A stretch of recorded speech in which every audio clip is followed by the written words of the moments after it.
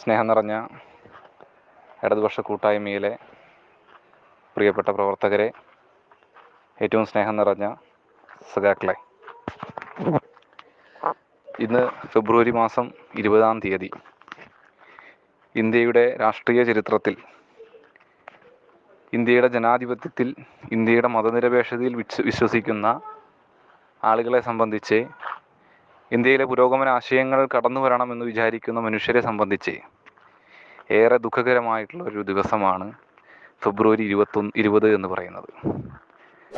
മഹാരാഷ്ട്ര സ്വദേശിയും മഹാരാഷ്ട്രയിലെ തത്വചിന്തകനും ഗ്രന്ഥകാരനും മഹാരാഷ്ട്രയിലെ തൊഴിലാളികൾക്കിടയിൽ പ്രവർത്തിക്കുകയും കമ്മ്യൂണിസ്റ്റ് പാർട്ടി ഓഫ് ഇന്ത്യയുടെ മഹാരാഷ്ട്ര സംസ്ഥാന സെക്രട്ടറിയായി പ്രവർത്തിക്കുകയും ചെയ്ത ഗോവിന്ദ് പൻസാരെ എന്ന് പറയുന്ന മനുഷ്യൻ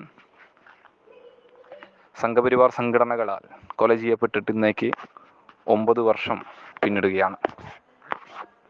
മലയാളത്തിൻ്റെ പ്രിയപ്പെട്ട കവി സച്ചിദാനന്ദൻ്റെ ഒരു കവിതയാണ് ഈ അനുസ്മരണ വേളയിൽ എനിക്ക് ഓർമ്മ വരുന്നത്. സച്ചിദാനന്ദൻ്റെ ഒരു കവിതയിൽ അനുസ്മരണങ്ങളെക്കുറിച്ച് അദ്ദേഹം കൃത്യമായി എഴുതുന്നുണ്ട്. 9 വർഷം പിന്നിട്ടതിന് ശേഷവും നമ്മൾ ഗോവിന്ദ് പൻസാരെ എന്ന് പറയുന്ന വ്യക്തിയെ എന്തിനാണ് ഇവിടെ വീണ്ടും ഓർക്കുന്നത്, അനുസ്മരിക്കുന്നത്? ഗോവിന്ദ് പൻസാരെ മാത്രമല്ല, നമ്മൾ വിവിധങ്ങളായ ആളുകളെ ഇത്തരത്തിൽ അനുസ്മരിക്കാറുണ്ട്.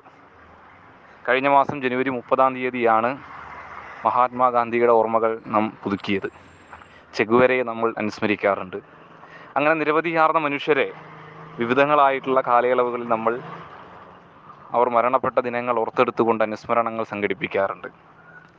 എന്തിനു വേണ്ടി അനുസ്മരണങ്ങൾ സംഘടിപ്പിക്കുന്നു എന്നതിനെ സച്ചിദാനന്ദൻ മാഷ് കവിതയിൽ എഴുതി. ആ വരികൾ ഇങ്ങനെയാണ്: മരിച്ചിട്ടും മരിക്കാത്തവർക്കായി ഭൂമിയിൽ ജീവിച്ചിരിക്കുന്നവർ കൊടുക്കുന്ന ആവേശകരമായിട്ടുള്ള അംഗീകാരമാണ് അനുസ്മരണങ്ങൾ. മരിച്ചു പോയിട്ടും മരിക്കാത്തവർക്ക് വേണ്ടി ഭൂമിയിൽ ജീവിച്ചിരിക്കുന്നവർ കൊടുക്കുന്ന ആവേശകരമായ അംഗീകാരമാണ് അനുസ്മരണങ്ങൾ. ആ പ്രയോഗം തന്നെ നമുക്ക് മനസ്സിലാക്കാം. മരിച്ചിട്ടും മരിക്കാത്തവർക്ക് വേണ്ടി. മരിച്ചിട്ടും മരിക്കാത്തവർ എന്ന് പറഞ്ഞാൽ അവർ മരിക്കുമ്പോൾ അവരുടെ ശരീരം മാത്രമാണ് ഈ മണ്ണിൽ നിന്നും പോകുന്നുള്ളൂ എന്നാണ്. അവർ ഉയർത്തിപ്പിടിച്ച ആശയങ്ങൾ ഇന്നും ഈ ലോകത്തിനകത്ത് നിലനിൽക്കുന്നു എന്നുള്ളതാണ്. അതാണ് മരിച്ചിട്ടും മരിക്കാത്തവർ എന്ന് ഉദ്ദേശിക്കുന്നത്. അതിലെ 2-ാമത്തെ വരി തുടങ്ങുന്നത് ഇങ്ങനെയാണ്: അതൊരിക്കലും ഭൂതകാലത്തിലേക്കുള്ളൊരു തീർത്ഥയാത്രയല്ല, മറിച്ച് ഭാവിയിലേക്കുള്ളൊരു സമരയാത്രയാണ്. അതിൻ്റെ ലക്ഷ്യം കേവലമായ ഓർമ്മ പുതുക്കലല്ല, മറിച്ച് പുനരുദ്ധാനവാദികളെ പേടിപ്പിക്കും വിധം വർത്തമാനത്തിലാകെ നിറഞ്ഞു നിൽക്കലാണ്. എന്താണ് അനുസ്മരണങ്ങളെന്നും എന്തിനു വേണ്ടി നാം അനുസ്മരണങ്ങൾ സംഘടിപ്പിക്കുന്നുവെന്നും ഈ കവിതയിൽ കൃത്യമായി തന്നെ സച്ചിദാനന്ദൻ മാഷ് പറഞ്ഞു വയ്ക്കുന്നു. അതൊരിക്കലും ഭൂതകാലത്തിലേക്കുള്ളൊരു തീർത്ഥയാത്രയല്ല എന്ന് പറയുന്നത് ഭൂതകാലത്തിൽ അവർ നടത്തിയ പ്രവർത്തനങ്ങളെക്കുറിച്ചും അതിനെപ്പറ്റിയുമൊക്കെ നാം വെറും സംസാരം മാത്രമായി ഒതുങ്ങുന്നതല്ല, മറിച്ച് അതിൽ നിന്നും ആവേശം ഉൾക്കൊണ്ട് ഭാവിയിലേക്കുള്ളൊരു സമരയാത്ര, വരാനിരിക്കുന്ന കാലഘട്ടം നമ്മുടേതാക്കുന്നതിന് വേണ്ടിയുള്ളൊരു സമരയാത്രയ്ക്ക് തയ്യാറെടുക്കുന്നതിന് വേണ്ടി ഈ ഓർമ്മകളെ ആവേശമായി നമ്മൾ ഉൾക്കൊള്ളിക്കലാണ് അനുസ്മരണങ്ങൾ എന്നുള്ളതാണ് സച്ചിദാനന്ദൻ മാഷ് പറഞ്ഞു വെക്കുന്നത്. വർത്തമാനത്തിലെ പുനരുദ്ധാനവാദികളെ പേടിപ്പിക്കും വിധം നാം നിറഞ്ഞു നിൽക്കണം. അതിനുള്ള ആവേശമായിക്കൊണ്ട് ചെഗുവേരയായാലും ഗോവിന്ദ് പൻസാരെയായാലും നരേന്ദ്ര ദബോൽക്കർ ആയാലും അങ്ങനെ ഏതൊരു വ്യക്തിയായാലും കൽബുർഗി ആയാലും ഒക്കെ ഇവരുടെയൊക്കെ അനുസ്മരണങ്ങൾ നാം സംഘടിപ്പിക്കുന്നത് വരാനിരിക്കുന്ന ഭാവിയിലേക്കുള്ള സമരത്തിന് വേണ്ടിയുള്ള ഒരുക്കങ്ങൾക്ക് വേണ്ടിയും ആവേശത്തിന് വേണ്ടിയുമാണ്. ഇവിടെ ഞാൻ ഗോവിന്ദ് പൻസാരയെ കുറിച്ച് പറഞ്ഞു. ഇവിടെ നാം ഗോവിന്ദ് പൻസാരെ ഇന്ന് അനുസ്മരിച്ചു കൊണ്ടിരിക്കുന്നു. ഇവിടെ ഗോവിന്ദ് പൻസാരയെ ഫെബ്രുവരി മാസം 20-ാം തീയതി അനുസ്മരിച്ചു കൊണ്ടിരിക്കുന്ന ഈ വേളയിലും ഈ രാജ്യം പതിയെ പതിയെ തകർന്നുകൊണ്ടിരിക്കുന്ന ഒരു കാലഘട്ടത്തിലൂടെയാണ് നാം കടന്നു പോകുന്നത്. ആ തകർന്നുകൊണ്ടിരിക്കുന്ന ഒരു കാലഘട്ടത്തിലും നന്മയുടെ വെള്ളി വെളിച്ചം വീശാവുന്ന പ്രകാശങ്ങൾ കണ്ടുകൊണ്ടാണ് ഗോവിന്ദ് പൻസാരയുടെ ഈ 9-ാമത്തെ അനുസ്മരണ ദിനം നമ്മെ ഓർമ്മപ്പെടുത്തുന്നത്. കുറച്ചു മുമ്പ് നമ്മുടെ മാധ്യമങ്ങളിലൂടെ വന്ന ഒരു വാർത്ത നാം ശ്രദ്ധിച്ചിരിക്കും. ഛത്തീസ്ഗഡിലെ മേയർ തെരഞ്ഞെടുപ്പിൽ ഇന്ത്യ മുന്നണിയുടെ സ്ഥാനാർത്ഥിയെ പരാജയപ്പെടുത്തിക്കൊണ്ട് BJPക്ക് വിജയമുണ്ടായി. എന്നാൽ ഛത്തീസ്ഗഡിലെ മേയർ തെരഞ്ഞെടുപ്പിലെ ഇന്ത്യ മുന്നണിയുടെ സ്ഥാനാർത്ഥിയെ പരാജയപ്പെടുത്തിക്കൊണ്ടുള്ള BJPയുടെ സ്ഥാനാർത്ഥിയുടെ വിജയം കൃത്രിമമായി ഉണ്ടാക്കിയതാണെന്നും ജനാധിപത്യ വിരുദ്ധമാണെന്നും ഭരണാധികാരി കൃത്യമായിക്കൊണ്ട് ഒരു രാഷ്ട്രീയ ചായ്വ് പ്രകടിപ്പിച്ചുകൊണ്ട് തെരഞ്ഞെടുപ്പിൽ കൃത്രിമത്വം നടത്തിയെന്നും പറഞ്ഞ് കോടതി ആ വിജയത്തെ റദ്ദാക്കുകയും അവിടെ മത്സരിച്ച ഇന്ത്യ മുന്നണിയുടെ സ്ഥാനാർത്ഥി ആം ആദ്മി പാർട്ടിയുടെ സ്ഥാനാർത്ഥിയെ വിജയിയായി പ്രഖ്യാപിക്കുകയും ചെയ്ത് ജനാധിപത്യം മരിച്ചുകൊണ്ടിരിക്കുന്ന ഒരു കാലഘട്ടത്തിൽ നന്മയുടെ വെള്ളി വെളിച്ചം വീശാനുള്ള ഒരു ഇടമായിക്കൊണ്ട് ഇന്ത്യയെ മാറ്റാനുള്ള ചെറിയൊരു പുൽനാമ്പ് ഇന്നത്തെ ഈ ദിനത്തിൽ നമുക്ക് കിട്ടിയിരിക്കുകയാണ്. ഫെബ്രുവരി 20 നമ്മൾ ഗോവിന്ദ് പൻസാരെ അനുസ്മരിക്കുമ്പോൾ ഈ ഒരു ദുരിതപൂർണമായ ജനാധിപത്യം അസ്തമിച്ചുകൊണ്ടിരിക്കുന്ന ഒരു മതാധിപത്യത്തിലേക്ക് പടിപടിയായി നീങ്ങുന്ന ഒരു രാജ്യത്തിന് നന്മയുടെ പുതിയ പ്രകാശം വീശിക്കൊണ്ടുള്ളൊരു വിധിയായിരുന്നു, ഒരു തുറന്നു പറച്ചിലായിരുന്നു സുപ്രീം കോടതി നടത്തിയത്. ഒരു പ്രഖ്യാപനമായിരുന്നു അത്.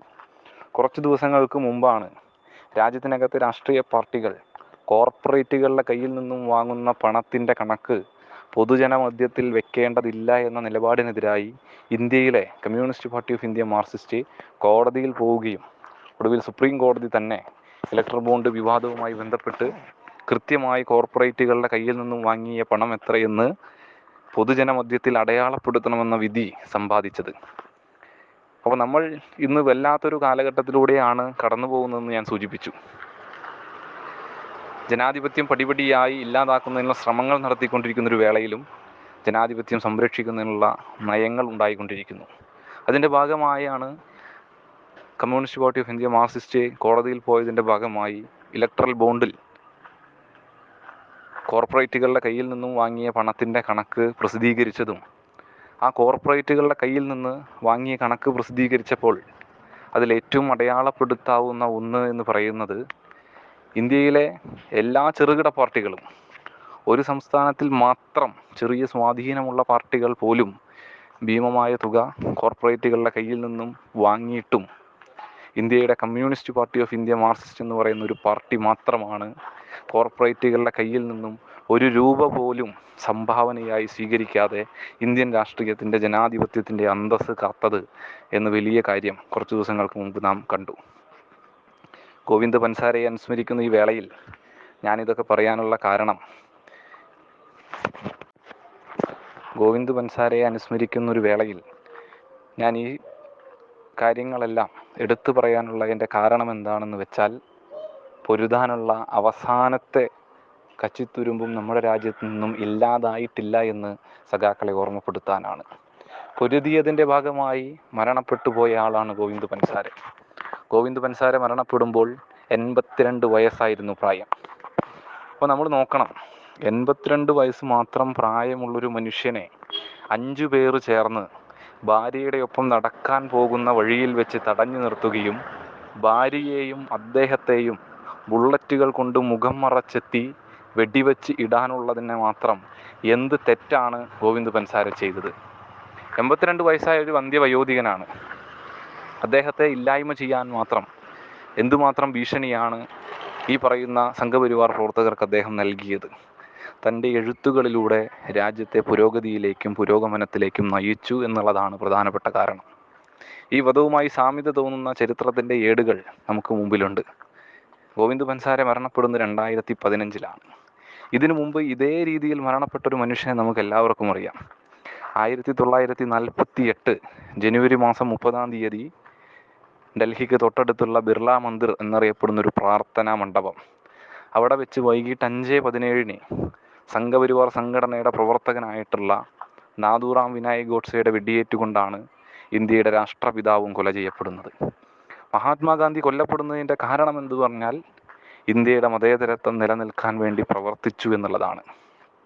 അതേ കാരണം തന്നെയായിരുന്നു ഗോവിന്ദ് പൻസാരയും കൊല ചെയ്യപ്പെടാനുള്ള കാരണം. സംഘപരിവാർ സംഘടനകൾ ഈ രാജ്യത്തിനകത്ത് പ്രയോഗിച്ചു കൊണ്ടിരിക്കുന്ന വർഗീയതയെ എതിർത്തു. മഹാരാഷ്ട്രയ്ക്കകത്ത് 17-ാം നൂറ്റാണ്ടിൽ ഭരിച്ചിരുന്ന ഛത്രപതി ശിവജി എന്നറിയപ്പെടുന്ന രാജാവിനെ കുറിച്ചും അദ്ദേഹം നടത്തിയ പ്രസ്താവനകളെക്കുറിച്ചും തെറ്റായ രീതിയിലാണ് നമ്മുടെ സമൂഹത്തിനകത്തേക്ക് സംഘപരിവാർ സംഘടനകൾ ആശയങ്ങൾ ഉയർത്തിപ്പിടിക്കുന്നത്. അതിനെ എതിർത്തുകൊണ്ട് ഇന്നതാണ് ശിവജി, അദ്ദേഹത്തിൻ്റെ ചരിത്രം ഇതാണ് എന്ന് കൃത്യമായി ഗ്രന്ഥങ്ങളിലൂടെയും പുസ്തകങ്ങളിലൂടെയും ഇവർ ഉയർത്തിപ്പിടിക്കുന്ന ആശയങ്ങളെ എതിർത്തുകൊണ്ട് ലേഖനങ്ങൾ എഴുതി എന്നൊരൊറ്റ കാരണം മാത്രമാണ് 82 വയസ്സ് പ്രായമായിട്ടുള്ള പൻസാരയെ ഇല്ലാതാക്കിയത്. മാത്രമല്ല, അദ്ദേഹം ഒരു ഇടതുപക്ഷ പ്രവർത്തകനായിരുന്നു. അദ്ദേഹം ഒരു കമ്മ്യൂണിസ്റ്റുകാരായിരുന്നു. മഹാരാഷ്ട്രയിലെ തൊഴിലാളികൾക്ക് വേണ്ടി, മഹാരാഷ്ട്രയിലെ പണിയെടുക്കുന്ന തൊഴിലാളികൾക്ക് വേണ്ടി പ്രവർത്തിക്കുകയും അവരുടെ അവകാശങ്ങൾ നേടിയെടുക്കാൻ കാലങ്ങളോളം അവർക്കൊപ്പം നിന്നുകൊണ്ട് സമരങ്ങൾ നടത്തുകയും സംഘടിപ്പിക്കുകയും ചെയ്ത ആളാണ് ഗോവിന്ദ് പൻസാരെ. അദ്ദേഹത്തെ കൊല ചെയ്യപ്പെടുന്നതിനുള്ള പ്രധാനപ്പെട്ട ഒരു കാരണമായി മാറിയത്, പൻസാരെ തൻ്റെ ജീവിതത്തിൽ 21ഓളം പുസ്തകങ്ങളാണ് രചിച്ചിട്ടുള്ളത്. അവയിലും മിക്കതും മഹാരാഷ്ട്രയിലും പരിസര പ്രദേശങ്ങളിലുമായി നിലനിൽക്കുന്ന, രാജ്യത്തിനകത്ത് നിലനിൽക്കുന്ന സാമൂഹ്യ പ്രശ്നങ്ങളെ കൃത്യമായി അടയാളപ്പെടുത്തുന്ന രീതിയിലുള്ള പുസ്തകങ്ങളായിരുന്നു.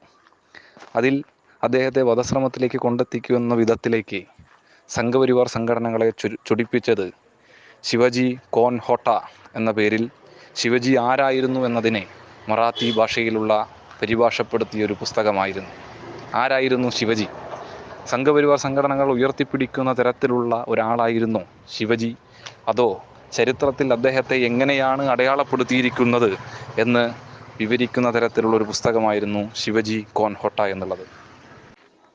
ഈ ശിവജി കോൻ ഹോട്ട എന്നറിയപ്പെടുന്ന പുസ്തകം യഥാർത്ഥത്തിൽ അദ്ദേഹം 1980 കാലഘട്ടങ്ങളിൽ അദ്ദേഹം നടത്തിയ വിവിധങ്ങളായിട്ടുള്ള പ്രസംഗങ്ങളെ സമാഹരിച്ചുകൊണ്ടുള്ള ഒരു പുസ്തകമായിരുന്നു. ഹിന്ദുത്വ സംഘടനകളും മറ്റും ശിവജിയെ ഒരു ഹിന്ദുത്വയുടെ ഐക്കണിക്കായി ഉയർത്തിക്കൊണ്ട് ശിവസേനയെ പോലുള്ള രാഷ്ട്രീയ പാർട്ടികൾ വലതുപക്ഷ ആശയങ്ങൾ മഹാരാഷ്ട്രയ്ക്കകത്ത് പ്രചരിപ്പിക്കുന്ന, ഇലക്ഷൻ വിഷയമാക്കുന്ന ഒരു ഘട്ടത്തിലാണ് ഇദ്ദേഹത്തിൻ്റെ ഈ പുസ്തകം അവിടെ പ്രസിദ്ധീകരിക്കുന്നത്. യഥാർത്ഥത്തിൽ എന്തായിരുന്നു ശിവജി എന്നും അദ്ദേഹം ഉയർത്തിപ്പിടിച്ച മതേതര ആശയങ്ങൾ ഉയർത്തിപ്പിടിച്ചൊരു രാജാവായിരുന്നുവെന്നും മുസ്ലിങ്ങളെ ജനറൽമാരായി നിയമിച്ചുകൊണ്ട് തൻ്റെ രാജ്യത്തിനകത്ത് മതേതര ആശയങ്ങൾ മുന്നോട്ട് വെച്ചൊരു മനുഷ്യനായിരുന്നുവെന്നും സ്ത്രീകളെ അദ്ദേഹം അങ്ങേയറ്റം ബഹുമാനം പുലർത്തിയിരുന്നെന്നും ഇവർ വിചാരിക്കുന്നത് പോലെ ഹിന്ദുത്വ ആശയം ഉയർത്തിപ്പിടിച്ചുകൊണ്ട് രാജ്യത്തെ മതവിഭജന രീതിയിലേക്ക് തള്ളിയിടുന്ന തരത്തിലേക്ക് ഹിന്ദുത്വ ആശയങ്ങളെ മുന്നോട്ട് വെച്ച ഒരു ഐക്കണായിരുന്നില്ല എന്നും യഥാർത്ഥത്തിൽ ശിവജി എന്ന് പറയുന്ന രാജാവിനെ കൊണ്ടു നടക്കാൻ യോഗ്യതയില്ലാത്ത മനുഷ്യരാണ് സംഘപരിവാർ സംഘടനകളെന്നും അവരുടെ ആശയങ്ങളല്ല ശിവജി എന്ന് പറയുന്ന രാജാവ് മുന്നോട്ട് വെച്ചത് എന്നുമാണ് ഈ പുസ്തകങ്ങളിലൂടെ അദ്ദേഹം പ്രചരിപ്പിച്ചത്. നമ്മുടെ രാജ്യത്തെ ഏറ്റവും പ്രധാനപ്പെട്ട അനുച്ഛേദം എന്ന് പറയുന്നത് അഭിപ്രായ സ്വാതന്ത്ര്യമാണ്. ചരിത്രത്തെ എല്ലാ ഘട്ടങ്ങളിലും വളച്ചൊടിച്ചുകൊണ്ട് വലിയ രീതിയിലാണ് സംഘപരിവാർ സംഘടനകൾ പ്രചരിപ്പിച്ചു കൊണ്ടിരിക്കുന്നത്.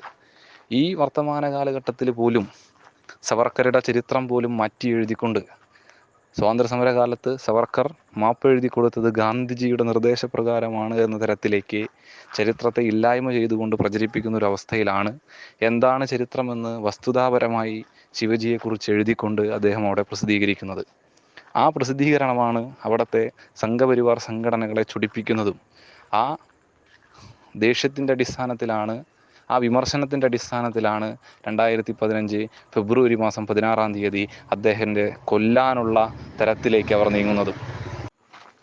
ഞാൻ ഈ പ്രസംഗത്തിൻ്റെ ആദ്യം സൂചിപ്പിച്ചതുപോലെ അദ്ദേഹത്തെ കൊന്നതുമൂലം അദ്ദേഹത്തിൻ്റെ ശരീരം മാത്രമാണ് മരണപ്പെട്ടത്. അതിൻ്റെ ഏറ്റവും പ്രധാനപ്പെട്ട ഉദാഹരണമായിരുന്നു അദ്ദേഹം ഈ പ്രസിദ്ധീകരിച്ച പുസ്തകം. അദ്ദേഹത്തിൻ്റെ കൊലപാതകത്തിന് ശേഷം അത് വലിയ രീതിയിൽ മഹാരാഷ്ട്രയ്ക്കകത്ത് മാത്രം ഒതുങ്ങി നിൽക്കുമായിരുന്ന പുസ്തകം ഇന്ത്യയിലെമ്പാടും പ്രചരിപ്പിക്കപ്പെട്ടു. വിവിധ ഭാഷകളിലേക്ക്, ഹിന്ദി, തമിഴ്, കന്നഡ, മലയാളം തുടങ്ങി വിവിധ ഭാഷകളിലേക്ക് അത് കോപ്പി ചെയ്യപ്പെട്ടു. 1,00,000-ലധികം കോപ്പികൾ തന്നെ ഈ മരണത്തിന് ശേഷം രാജ്യമെമ്പാടും വിറ്റഴിക്കപ്പെട്ടു.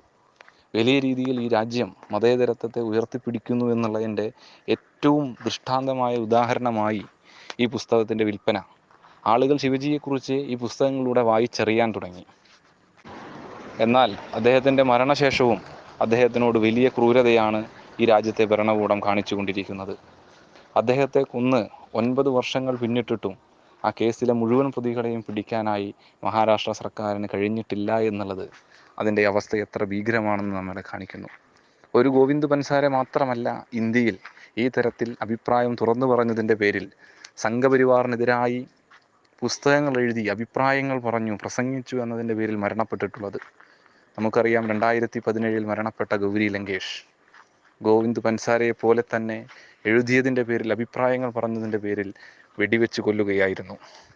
MM കൽബുർഗി, നരേന്ദ്ര ദബോൽക്കർ, ഏറ്റവും ഒടുവിലത്തെ ഉദാഹരണമായി കോടതി മുറിയിൽ കൃത്യമായ രീതിയിൽ ഒരു മനുഷ്യന് ലഭിക്കേണ്ട അവകാശങ്ങളെല്ലാം നിഷേധിച്ചുകൊണ്ട്, ഒരു തുണ്ട് ഭക്ഷണം പോലും കിട്ടാതെ, ഒരു ജയിലിൽ കിടക്കുന്ന മനുഷ്യന് ലഭിക്കേണ്ട പ്രാഥമിക പരിഗണന പോലും ഇല്ലാതെ, ഒരു മനുഷ്യനോട് കാണിക്കേണ്ട ഏറ്റവും ഒടുവിലത്തെ അനുകമ്പ പോലും കൊടുക്കാതെ മരണപ്പെട്ട സ്റ്റാൻ സ്വാമി ഉൾപ്പെടെയുള്ള നീണ്ട നിരയാണ് നമ്മുടെ മുന്നിൽ നിന്ന് നിൽക്കുന്നത്. അതിനാൽ തന്നെ വ്യക്തമാണ്, 2015 മരണപ്പെട്ട ഗോവിന്ദ് പൻസാരയല്ല ഇവരുടെ നരാധമ പ്രക്രിയയിൽ മരണപ്പെട്ട അവസാനത്തെയാൾ. ഇനിയും ഉണ്ടാകും. കാരണം ഈ രാജ്യം ഇന്ന് അവർ ഭരിച്ചുകൊണ്ടിരിക്കുകയാണ്. 1951 ഇന്ത്യയിൽ നടന്ന ആദ്യത്തെ തെരഞ്ഞെടുപ്പിൻ്റെ വേള ഞാൻ ഓർക്കുകയാണ്. ഒരു പുസ്തകത്തിൽ ഞാനത് വായിച്ചിട്ടുണ്ട്. 1951 ഇന്ത്യയിലെ ആദ്യത്തെ പൊതു തെരഞ്ഞെടുപ്പ് നടക്കുമ്പോൾ ഇന്ത്യയുടെ പ്രധാനമന്ത്രി ജവഹർലാൽ നെഹ്റു ഈ രാജ്യത്തെ ജനങ്ങളെ അഭിസംബോധന ചെയ്തുകൊണ്ട് ഈ രാജ്യത്തെ ജനങ്ങളോട് ചോദിക്കുകയുണ്ടായി. അവരോട് പറഞ്ഞു, ഈ തെരഞ്ഞെടുപ്പിൽ നമ്മൾ ആദ്യമായി വോട്ട് ചെയ്യാൻ പോവുകയാണ്.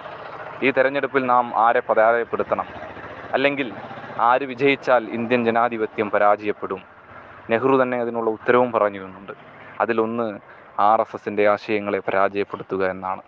എന്നെങ്കിലും ഒരിക്കൽ RSSൻ്റെ ഉയർത്തിപ്പിടിക്കുന്ന ഹിന്ദുത്വ ആശയങ്ങൾ ഇന്ത്യ ഭരിച്ചാൽ ഈ രാജ്യം മരണപ്പെടുമെന്ന് നെഹ്റു 1951 ഇന്ത്യയിലെ ജനങ്ങളോട് കൃത്യമായി തന്നെ പറഞ്ഞിരുന്നു. നെഹ്റു കണ്ട ആ ആശങ്കയുടെ വർത്തമാനകാലത്തിലൂടെയാണ് നാം ഇന്ന് സഞ്ചരിച്ചു കൊണ്ടിരിക്കുന്നത്. മറ്റൊരു പൊതു തെരഞ്ഞെടുപ്പ് രാജ്യത്തേക്ക് കടന്നു വരാനിരിക്കുകയാണ്.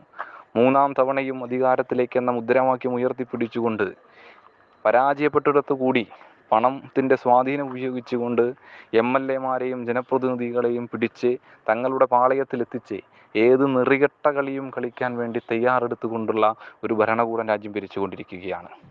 സുപ്രീം കോടതിയെ വരെ സ്വാധീനിച്ചുകൊണ്ട്, ചരിത്രത്തെ ഇല്ലായ്മ ചെയ്തുകൊണ്ട് ഒരു പ്രധാനമന്ത്രി തന്നെ രാജ്യത്തിനകത്ത് ഒരു മതപരമായ ചടങ്ങിൽ പങ്കെടുത്തുകൊണ്ട് ഒരു ക്ഷേത്രം നിർമ്മിക്കുക എന്ന് പറയുന്നത് രാജ്യത്തെ ഒരു പൊതു പ്രശ്നമായി ഉയർത്തിപ്പിടിക്കുന്ന, വലിയ രീതിയിൽ രാജ്യത്തിൻ്റെ മതേതരത്വം ഇല്ലാതായിക്കൊണ്ടിരിക്കുന്ന ഒരു കാലത്താണ് നമ്മൾ നീങ്ങിക്കൊണ്ടിരിക്കുന്നത്. ആ ഒരു വേളയിൽ ഞാൻ ഈ പ്രസംഗത്തിൻ്റെ തുടക്കത്തിൽ സൂചിപ്പിച്ചതുപോലെ ഗോവിന്ദ് പൻസാരയെ പോലുള്ള ആളുകളുടെ അനുസ്മരണ ദിനങ്ങൾ ഒരാവേശമായി ഉൾക്കൊണ്ടുകൊണ്ട് വരാനിരിക്കുന്നൊരു തലമുറ നമ്മുടെ നാടിനകത്തുണ്ട്. അവരെ എന്താണ് ഇന്ത്യയുടെ രാഷ്ട്രീയമെന്നും ഇന്ത്യയുടെ മതേതരത്വം എന്താണെന്നും നാം എങ്ങനെ ജീവിക്കണമെന്നും ഏതാശയത്തിൽ അടിയുറച്ച് വിശ്വസിക്കണമെന്നും പറഞ്ഞ് ബോധ്യപ്പെടുത്തുകയാണ് ഈ കാലഘട്ടത്തിൽ ചെയ്യാവുന്ന ഏറ്റവും പ്രധാനപ്പെട്ട രാഷ്ട്രീയം. നമ്മളിവിടെ കാണുന്ന ഏറ്റവും വലിയ വെല്ലുവിളി എന്ന് പറയുന്നത് യുവജനങ്ങളിലേക്ക് കടന്നു വന്നിട്ടുള്ള അരാഷ്ട്രീയ പ്രവർത്തനങ്ങളാണ്. രാഷ്ട്രീയം എന്ന് പറഞ്ഞാൽ മോശപ്പെട്ട ഒന്നാണ്. രാഷ്ട്രീയ പ്രവർത്തനം എന്ന് പറഞ്ഞാൽ ഒരു വൃത്തികെട്ട ഒരു പ്രവർത്തനമാണ്. രാഷ്ട്രീയ പ്രവർത്തനം എന്ന് പറഞ്ഞാൽ ആവശ്യമില്ലാത്ത ഒന്നാണെന്നൊക്കെ തെറ്റിദ്ധാരണ, ഒരു പൊതുബോധ നിർമ്മിതി നമ്മുടെ സമൂഹത്തിനകത്ത് നിലനിൽക്കുകയാണ്. ഈ പൊതുബോധ നിർമ്മിതിയുടെ ഏറ്റവും വലിയ സഹായകർ എന്ന് പറയുന്നത്, സഹായം ലഭിക്കുന്നത് സംഘപരിവാർ സംഘടനയ്ക്ക് തന്നെയാണ്. അത് തിരുത്തി രാഷ്ട്രീയ ബോധമുള്ള ജനതയായി ഒരു നാടിൻ്റെ യുവതലമുറയെ വളർത്തിയെടുക്കാനുള്ള വലിയ ഉത്തരവാദിത്വമാണ് പ്രിയമുള്ളവരെ, സഖാക്കളെ നമുക്ക് മുന്നിലുള്ളത്.